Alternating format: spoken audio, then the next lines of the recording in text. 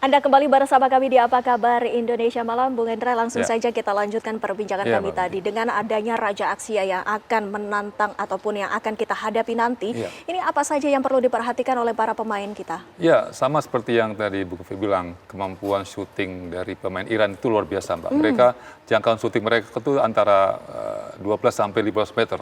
Itu bahaya sekali kalau mereka diberikan ruang untuk melakukan syuting yang langsung ke gawang. Artinya ketika ada hal seperti itu, pemain yang terdekat dengan lawan harus melakukan menempel ketat, mengganggu, dan artinya tidak membiarkan mereka syuting dengan gampang, dengan leluasa gitu, Pak. Jadi harus menutup alur syuting, line syuting, kemudian mengganggu kalau misalnya itu terjadi di flank, di posisi pinggir.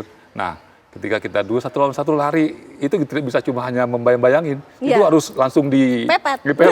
Kalau perlu jatuh, jika memang diperlukan, dijatuhkan. Tuh, Mbak. Artinya, berarti man to man ini menjadi perhatian? Iya, itu yang menjadi kunci pada malam ini.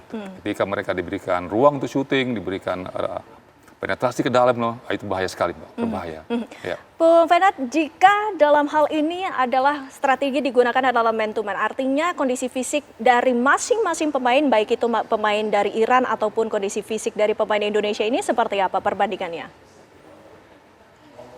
Iya, kalau kita berbicara perbandingan ya, untuk fisik dari Indonesia dan juga Iran, kalau ngelihat bagaimana kemampuan dan cara kita bermain total dalam 2x20, saya pikir kita tidak kalah ya. Cuman mungkin dari segi bentuk fisik tadi ya, mungkin kan besar-besar, mereka mungkin bisa menang dengan body charge. Nah, ini yang harus diwaspadai, karena kita tidak boleh terlalu dekat menempel pemain Iran, karena kita bisa gampang untuk di body charge, dan mungkin kita akan bisa lebih banyak melakukan delay dan mengintercept bola ya dengan kecepatan para pemain Indonesia.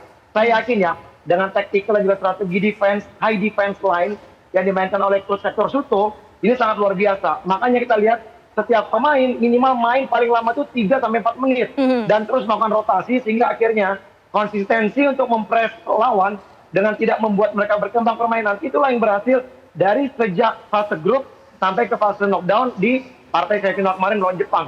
Dan sejauh ini semuanya apa yang dilakukan oleh Coach Hector Suto semua cukup berhasil. Tapi kita juga punya kelemahan-kelemahan memang yang harus diwaspadai. Satu, masalah komunikasi. Tidak memberikan kesempatan lawan untuk melakukan shooting dari area luar, penalti area Habibi. Dan juga mungkin transisi yang cepat.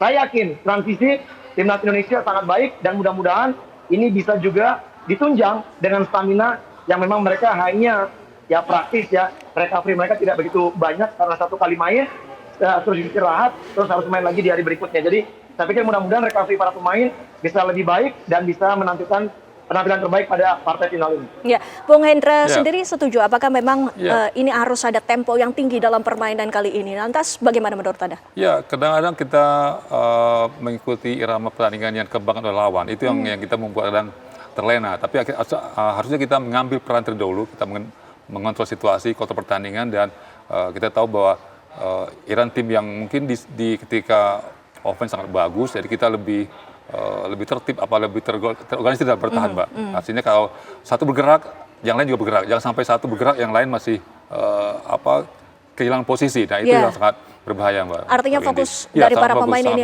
benar-benar ditantang. Iya, betul. Siapa kira-kira pemain dari Iran yang harus diwaspadai? Ya, hampir semua sih, Mbak. Ketika mereka melakukan rotasi, itu sangat bagus, semua pemain mempunyai kemampuan yang sama. Tapi kalau kita lihat dari siapa yang melatih di Iran itu, kita tahu Fahid Samsai, seorang pivot yang melegenda di Asia. Saya rasa mereka akan mencoba mengadop gaya Samsai itu.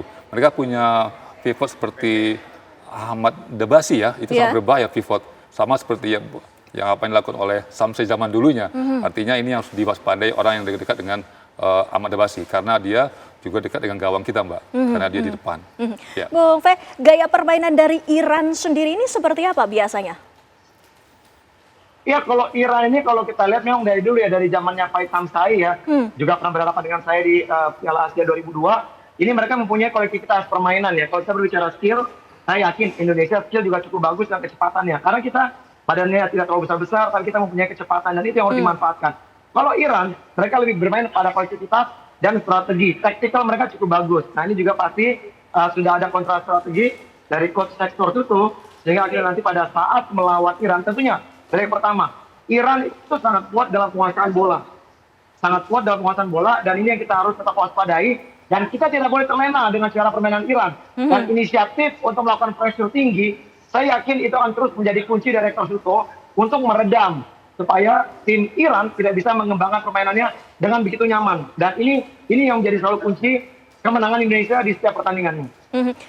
Bung Hendra, kita ketahui Ya. dari segi fisik mungkin dari tinggi badan ataupun Iya, dari iya, kekuatan iya. ini kita kalah besar. Lantas Iya, apa iya. ini sesungguhnya Iya. yang harus dilakukan oleh para Iya. pemain? Ya, kita punya kecepatan dalam dalam sprint pendek ya Mbak. Jadi kita punya kemampuan melakukan manuver pendek dan itu bisa kita ambil nanti untuk keunggulan dalam ketika duel itu Mbak.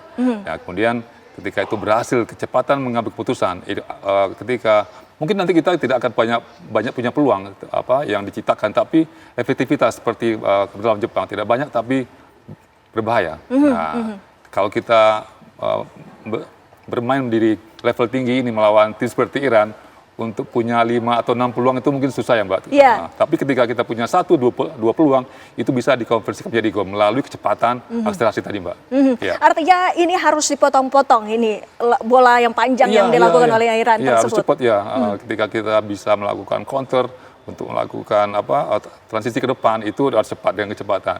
Jangan kasih waktu mereka untuk merebut kembali dengan kita bola ya Mbak. Jadi langsung sendiri atau 1-2 pemain ke depan untuk melakukan finishing.